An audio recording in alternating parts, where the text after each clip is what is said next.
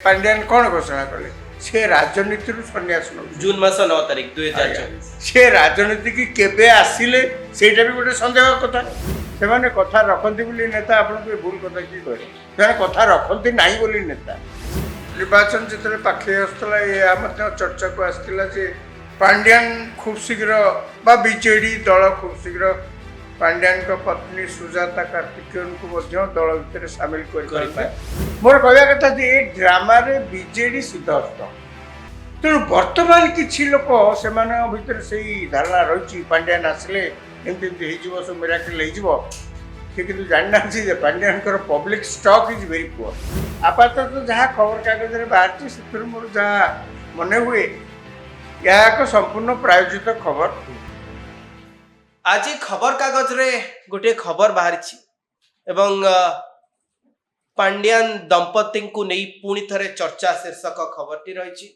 ओडिशार गोटे आगदार खबर कागज ए लेखा रही जे संभवतः विजु जनता दल गोटे कार्यक्रम करुच्ची जो कार्यक्रम जरिया 3-4 जन बीजेडी नेता गोटे प्रकार योजना करुछंती जे जिल्लार ओडिशार विभिन्न जिल्लार विजु जनता दल कर्मी माने नेता माने नवीन निवास आसी पारंती एवं नवीन बाबू को एक कथा कहि पारंती जे पांड्यान बाबू को ओडिशारू बाहर को जिबारू से रोकंतु एवं पुणी थे विजु जनता दल भीतर को तांको आणंतु एवं खबर कागज एक कथा लिखुची जे एथिरे सिंहभाग बीजेडी नेता नाराज रहिछंती विजु जनता दल कहीं हारिला या उपरे जदिओ बीजेडी पक्षरु एपर्यंत कौनसी स्पष्टीकरण आसी पारि नाही किंतु भितरे भितरे बीजेडी नेता अनेक समय अनेक कथा कहउचंती जे कहीं विजु जनता दल पराजय है ढोल भितरे को मूसा पशिगला ये अनेक प्रसंग रही मो सहित वरिष्ठ सांबादिक राजाराम सतपति सार रही सर मुझे जानापी चाहिए ये जो चर्चा होजे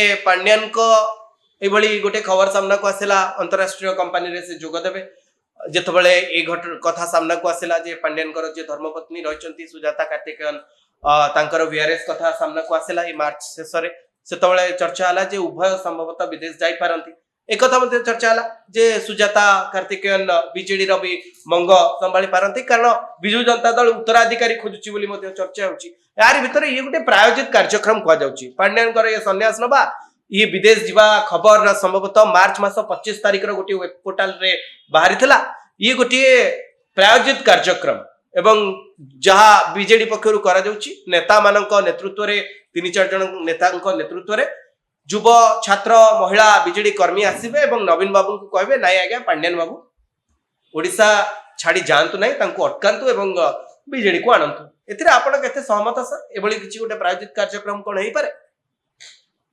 पांड्यान को बीजेडी को आनंतु बोली जो दाबी कथा आपण कहउचंती पांड्यान तो निजे बीजेडी रो सब किछि थिले दलर से मुखिया थिले वास्तविक मुखिया सरकार से वास्तविक मुखिया थिले एवं केवल कागज पत्र नवीन पट्टनायक ओडिशार मुख्यमंत्री थिले एवं बीजेडी दल सभापति थिले एवं एक कथा सत जे सेतेबेले बहुत चर्चा होतला जे बीजेडी पुणी जितिले नवीन पट्टनायक पुणी सेमती रबर स्टाफ मुख्यमंत्री हेबे एवं वीके पांड्यान अधिक क्षमताशाली है प्रकृत सरकार को चलेबे दल को चलेबे इत्यादि इत्यादि खाली से एक कथा निर्वाचन जिते पाखे आसला या चर्चा को आसला जे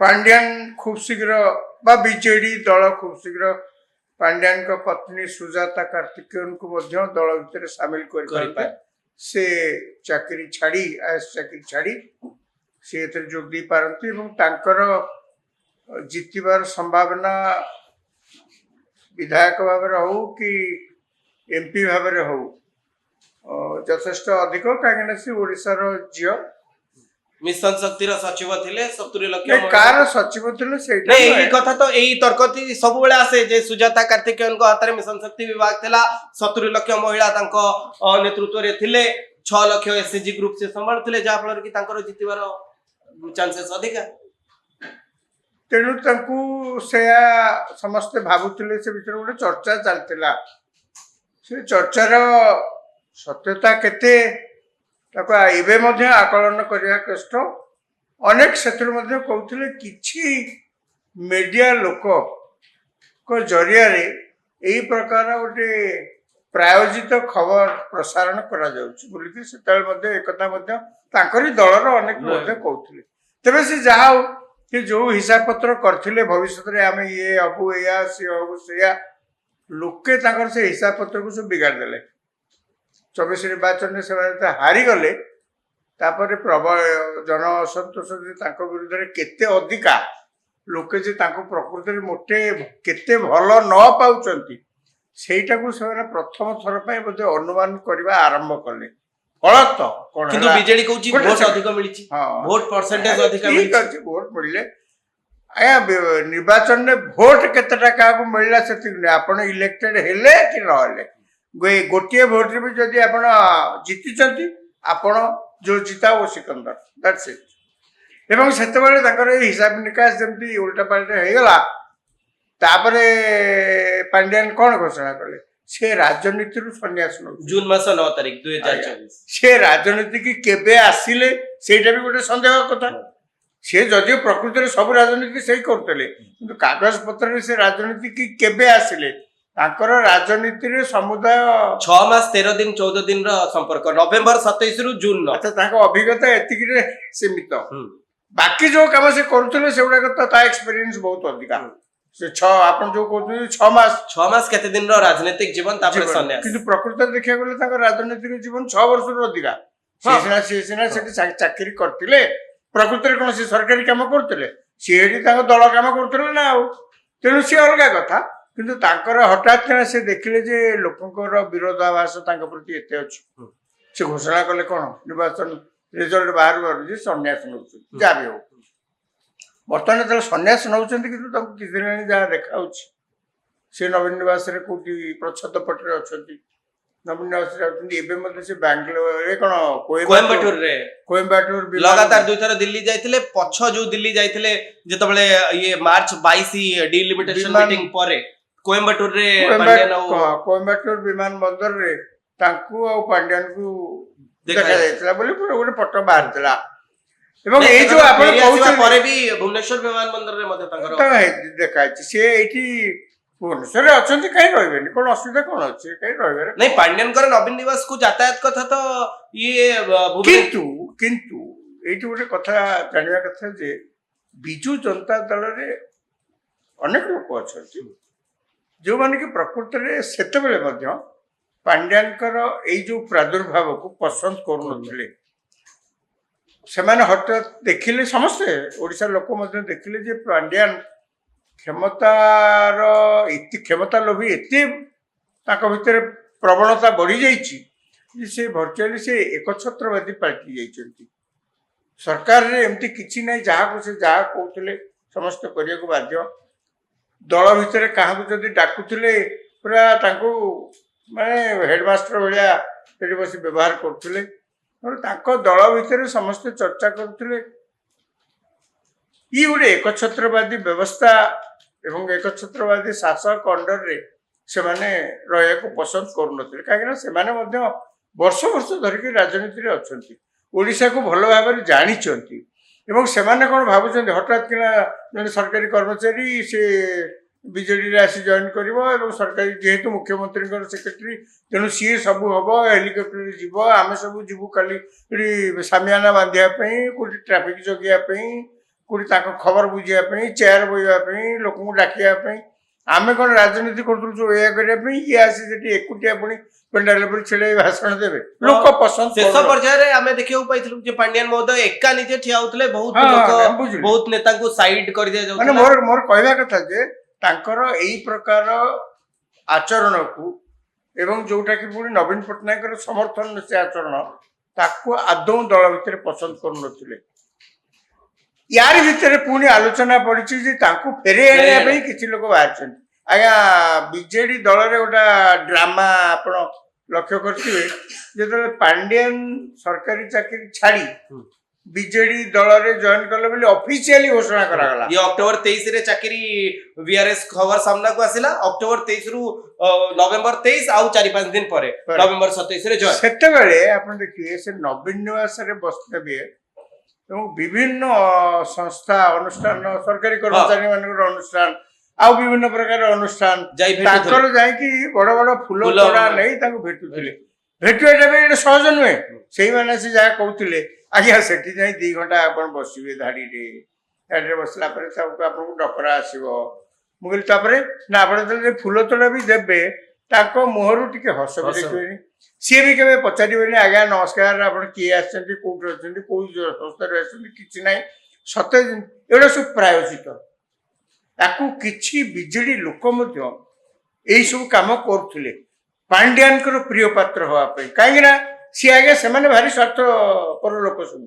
ସିଏ କାହାରି ପ୍ରିୟ ପାତ୍ର ହବାକୁ କେବେ ଚେଷ୍ଟା କରନ୍ତିନି। କିନ୍ତୁ କ୍ଷମତା ଯୁଆଡ଼େ ଜାଣିଛନ୍ତି ନବୀନ ପଟ୍ଟନାୟକ ପାଣ୍ଡିଆନଙ୍କର ସିଏ ହଉଛନ୍ତି ପାଣ୍ଡିଆନ ହଉଛନ୍ତି ନବୀନ ପଟ୍ଟନାୟକଙ୍କର ଚଳନ୍ତି ପ୍ରତିଭା। ତେଣୁ ସେମାନେ ଜାଣିଛନ୍ତି ଭଲକିରି। ତେଣୁ ତାଙ୍କୁ ଖୁସି ରଖିବା ପାଇଁ ଏଇ ସବୁ କାର୍ଯ୍ୟ ଏମାନେ ସବୁ କରୁଥିଲେ। ଅନେକ ସମୟରେ ମୁଁ ସେତେବେଳେ ମୋର ମନେ ଅଛି ଜଣେ 2 ଜଣଙ୍କୁ ସେମାନେ କହୁଥିଲେ ଆଜ୍ଞା ଆମେ ପୁରା 2-4 ଦିନ ଡେରି ହେଇଗଲା ଆମେ ଯିବା ପାଇଁ ଯେ ଘନ ଘନ ଫୋନ। ଏବେ ସବୁ ମନ୍ତ୍ରୀ ଅଛନ୍ତି ଯୋଉମାନେ ଥିଲେ ସବୁ ସେତେବେଳେ ଏବେ ନୁହେଁ ସେତେବେଳେ ଯିଏ ମନ୍ତ୍ରୀ ଥିଲେ ମୁଁ ତାଙ୍କ ନାଁ କହୁନି। ବିଭିନ୍ନ ଜିଲ୍ଲାରୁ ନେତା ମାନେ ଆସୁଥିଲେ ଧାଡି ଆପଣ ପେପର ଏବଂ ବିଜେଡିର ସୋସିଆଲ ମିଡିଆ ଦେଖିବେ ଲଗାତାର ଭାବେ ଫଟୋ ଆସୁଥିଲା। ମୋର କହିବା କଥା ଯେ ଏ ଡ୍ରାମାରେ ବିଜେଡି ସିଦ୍ଧହସ୍ତ। ତେଣୁ ବର୍ତ୍ତମାନ କିଛି ଲୋକ ସେମାନଙ୍କ ଭିତରେ ସେଇ ଧାରଣା ରହିଛି ପାଣ୍ଡିଆନ ଆସିଲେ ଏମିତି ଏମିତି ହେଇଯିବ ସବୁ ମିରାକଲ ହେଇଯିବ। ସେ କିନ୍ତୁ ଜାଣିନାହାନ୍ତି ଯେ ପାଣ୍ଡିଆନଙ୍କର ପବ୍ଲିକ ଷ୍ଟକ୍ ଇଜ ଭେରି ପୁଅର। ତେଣୁ ସେମାନେ ବର୍ତ୍ତମାନ କ'ଣ କରୁଛନ୍ତି ନା ପାଣ୍ଡିଆନକୁ ଖୁସି କରିବା ପାଇଁ ଆଣ୍ଡ ଇନ୍ ଦ ପ୍ରୋସେସ ନବୀନ ପଟ୍ଟନାୟକକୁ ଖୁସି କରିବା ପାଇଁ ଏଇ ପ୍ରକାର ଗୋଟେ ଚାଲ ଏମିତି କ'ଣ ହେଇପାରେ ଜଣେ ବ୍ୟକ୍ତି ରାଜନୀତିରୁ ସନ୍ନ୍ୟାସ ନେବା କଥା କହିବ ପୁଣି ରାଜନୀତିକୁ ଫେରି ଆସିବ ଆପଣ ସନ୍ନ୍ୟାସ ନେଇ ଆପଣ ସନ୍ନ୍ୟାସୀ ହେଇଯାଇଥିବେ ପୁଣି କ'ଣ ଆସି ଘରକୁ ଫେରି ଗୃହୀ ହେବେ? ଆଜ୍ଞା ରାଜନୀତିରେ ଜଣେ କିଏ ଘୋଷଣା କରିଦେଲେ ମୁଁ ସନ୍ନ୍ୟାସ ନେଇଯାଉଛି ମାନେ ଆପଣ ତାକୁ ବେଦ ବୋଲିକି ଭାବନ୍ତୁନି। ନେତାଙ୍କ କଥା ଉପରେ ସବୁଠୁ ଗୁରୁତ୍ୱପୂର୍ଣ୍ଣ କଥା ହଉଛି ନେତାଙ୍କ କଥା। ନେତା ନିଜ କଥା ରଖନ୍ତି ବୋଲି ସେମାନେ ନେତା। ଯେତେବେଳେ ଜଣେ ନେତା କହୁଛନ୍ତି ଆଉ ରାଜନୀତି କରିବାର ନାହିଁ ଫେରି ଆସିବେ ସେତେବେଳେ ତ ତାଙ୍କ ମୂଳ ଦୁଆ ଧୋଲିଯିବ। ନିଜ କଥାରେ ନେତା ଠିଆ ହେଇପାରିବେ। ସେମାନେ କଥା ରଖନ୍ତି ବୋଲି ନେତା ଆପଣଙ୍କୁ ଭୁଲ କଥା କିଏ କହିଲେ? ସେମାନେ କଥା ରଖନ୍ତି ନାହିଁ ବୋଲି ନେତା। ସେମାନେ କଥା ରଖନ୍ତି ନାହିଁ ବୋଲି ନେତା। ଆପଣ ବିଭିନ୍ନ ସମୟରେ ବିଭିନ୍ନ ଲୋକଙ୍କର ଇଣ୍ଟରଭ୍ୟୁ ସବୁ ଦେଖୁଛନ୍ତି ସେଥିରେ ସେ କ'ଣ କହୁଛନ୍ତି? ନେତା କହିଥିଲେ ଭୋଟ ମାଗିବା ବେଳେ କହିଥିଲେ ଆମେ ସବୁ ଏମିତି କରିଦେବୁ ସେମିତି କରିଦେବୁ ଆଜ୍ଞା ଭୋଟ ପାଇକିରି ପୁଣି ଭୋଟ ଆସିଲାଣି ତାଙ୍କର ଦେଖା ନାହିଁ। ଆଉ ନେତା କଥା ରଖନ୍ତି ନାହିଁ ବୋଲିକି ସେ ନେତା ହେଇଛନ୍ତି। ତାମାନେ ଆପଣ ଆକୁ ଭାବୁଛନ୍ତି ଯେ ଇଏ ବି ଗୋଟେ ପ୍ରାୟୋଜିତ କାର୍ଯ୍ୟକ୍ରମ ହେଇଥାଇପାରେ ପୁଣି ଥରେ ପାଣ୍ଡିଆନ ବିଜୁ ଜନତା ଦଳକୁ ଫେରି ଆସି ତାଙ୍କୁ ଗୋଟେ ପୁଣି ଗୋଟେ ବିରାଟ ପାଣ୍ଡିଆନଙ୍କ ସମ୍ପର୍କିତ ବେଳେ ବେଳେ ସମୟରେ ନିର୍ଦ୍ଦିଷ୍ଟ ସମୟ ଗ୍ୟାପରେ ଗୋଟେ ଖବର ଆସୁଛି। ଇଏ ଖବର ମଧ୍ୟ କିଛି ଦିନ ତଳେ ଆସିଥିଲା ଯେତେବେଳେ କୁହାଗଲା ଯେ ପାଣ୍ଡିଆନଙ୍କ ବିରୋଧରେ ଗୋଷ୍ଠୀ ସବୁ ବିଜୁ ଜନତା ଦଳରେ ଯୋଉମାନେ ରହିଛନ୍ତି ସେମାନେ ମେଳି କରୁଛନ୍ତି। ତାଙ୍କୁ ନବୀନ ବାବୁ ଫୋନ କରୁଛନ୍ତି ଯେ ଆପଣ କାହିଁକି ମେଳି କଲେ। ଏଭଳି କି ପଶ୍ଚିମ ଓଡିଶାର ଜଣେ ବରିଷ୍ଠ ନେତାଙ୍କୁ ନବୀନ ବାବୁ ଫୋନ କରିଥିଲେ ଆପଣ କାହିଁକି ଯାଇ ଇଣ୍ଟରଭ୍ୟୁ ଦେଲେ। ସେ ଇଣ୍ଟରଭ୍ୟୁ ସହ ନବୀନ ବାବୁଙ୍କୁ ଯାଇ ନବୀନ ନିବାସରେ ଦେଖା କଲେ ୟୁଟ୍ୟୁବରେ ଇଣ୍ଟରଭ୍ୟୁ ଦେଖେଇଲେ ଏବଂ ବୁଝେଇ ଦେଲେ। ତାପରେ ଏଇ ଚର୍ଚ୍ଚା ସାମ୍ନାକୁ ଆସିଲା କିଏ ଜଣେ ଜବରଦସ୍ତି ପ୍ରେସର ପକାଉଛି ଯେ ଆପଣ ନବୀନ ବାବୁଙ୍କୁ ଯେ ଆପଣ ଫୋନ କରନ୍ତୁ ଏଠି ମେଳି ହେଲା ସେଠି ମିଟିଂ ବସିଲେ ଇଏ ଯାଇ ଇଏ କହିଲେ ତାଙ୍କୁ ବନ୍ଦ କରିଦିଆଯାଉଛି। ଇଏ ବ୍ୟକ୍ତି ଜଣକ କିଏ? ଇଏ ବ୍ୟକ୍ତି କ'ଣ ପାଣ୍ଡିଆନ? ମୁଁ ଜାଣିନି। ମୁଁ ସେ ବିଷୟରେ ମୋ ପାଖରେ କିଛି ତଥ୍ୟ ନାହିଁ କିନ୍ତୁ ଆପାତତଃ ଯାହା ଖବର କାଗଜରେ ବାହାରିଛି ସେଥିରୁ ମୋର ଯାହା ମନେ ହୁଏ ଏହା ଏକ ସମ୍ପୂର୍ଣ୍ଣ ପ୍ରାୟୋଜିତ ଖବର। ଏ ଖବରରେ କିଛି ସତ୍ୟତା ଥିଲା ଭଳିଆ ମୁଁ ଅନ୍ତତଃ ଅନୁଭବ କରୁନାହିଁ। ଏବଂ କିଛି ଲୋକ ନିଶ୍ଚିତ ଭାବରେ ତାଙ୍କ ଦଳ ଭିତରେ ସେମାନେ ଚେଷ୍ଟା କରୁଥିବେ ଯେ ତାଙ୍କୁ ଗୋଟେ ପୁଣି ଆଣି ତାଙ୍କୁ ଗୋଟେ ପ୍ରୋଜେକ୍ସନ ଦେଇକିରି ଏମିତି ଗୋଟେ ବିରାଟ ନେତା କରିକିରି ପୁଣି ବସେଇବା ପାଇଁ ଯେଉଁଥିରେ ସେ କରିବେ। ମୁଁ କାହିଁ ଭାବୁନି ଏହାର କିଛି ଏମିତି ସତ୍ୟତା ଅଛି ଏବଂ ଆଗକୁ ଏଇ କଥାର କିଛି ଦାନା ଧରିବ ଯେ ପର୍ଯ୍ୟନ୍ତ ସେଠୁ ବିଶେଷ କରି ନବୀନ ପଟ୍ଟନାୟକଙ୍କ ପକ୍ଷରୁ ଏହା ଗୋଟେ ବିଧିବଦ୍ଧ ଭାବରେ କିଛି ଘୋଷଣା ନ କରାଯାଇଛି। ଏ ପ୍ରକାର ଖବର ଗୋଟେ ଗୁଜବ ବୋଲି ମୁଁ ଅନ୍ତତଃ କହିବି। ଧନ୍ୟବାଦ ସାର୍।